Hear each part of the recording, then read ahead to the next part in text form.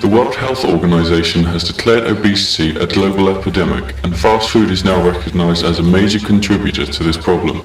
In America and Europe, approximately 55% are overweight or obese, America being the highest with a whopping 60%. Every year there are 400,000 deaths in Europe related to excess weight, Britain being the worst with an obesity growth rate of 1% per year. Carrying on at this rate, Britain will have a 100% obesity rate by around 2055. But it is not just overweight people who are paying the price. Obesity has been linked to numerous health problems which cost a staggering £2.6 billion a year in NHS bills and indirect losses to the economy. With few countries having made any effort to raise awareness of the dangers of obesity or fast food, the problem is fast spiraling out of control. The growth of fast food companies such as McDonald's, which opens around 5 new restaurants a day, is not only affecting the Western world negatively, but also poorer countries throughout the globe. Consider these facts about rainforests. A single pond in a Brazilian rainforest can sustain a greater variety of fish than is found in all of Europe's rivers. A single rainforest reserve is home to more species of birds than are found in the entire United States. McDonald's is the world's largest user of beef, and due to fast food's increasing demand for cheap meat, rainforests are being flattened so that the land can be used for cattle ranching.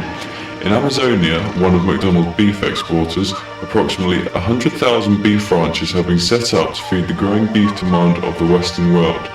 This diagram shows the extent of deforestation in Central and South America, of which fast food is a major contributor. The grazing lands that are used for cattle, however, don't last forever. Overgrazing degrades the soil and they are abandoned for newly cleared land. In Brazil alone, more than 63,000 square miles of land has reportedly been abandoned in this way. That's more than double the size of Ireland. Once the cattle are ready, they are slaughtered and made into fast food hamburgers and frozen meat products for industrialized countries. It has been estimated that for every quarter-pound hamburger made from rainforest cattle, 5 square meters of rainforest is cleared. This also causes the release of 500 pounds of carbon dioxide into the atmosphere, which is contributing to global climate change, not to mention the massive amounts of methane given off by the cows. America alone consumes over 40 billion burgers a year. This fast consumption is causing major deforestation throughout the world. Deforestation, of which fast food companies are a major contributor, results in the eviction of small farmers that grow food for their own people. Farmers in many undernourished third world countries also suffer at the hands of fast food companies, having to make money by exporting their staple crops as animal feed for the cattle that are to be turned into burgers. Out of 40 of the world's poorest countries, 36 export to the USA, the wealthiest. Nearly 20% of the world is suffering from chronic hunger. 1/3 of the world's grain is being fed to cattle. Cattle consume 10 times the amount of grain and soy that humans do. The mass of meat and byproducts obtained from livestock equals only 15% of the mass of grain and soy that they are fed.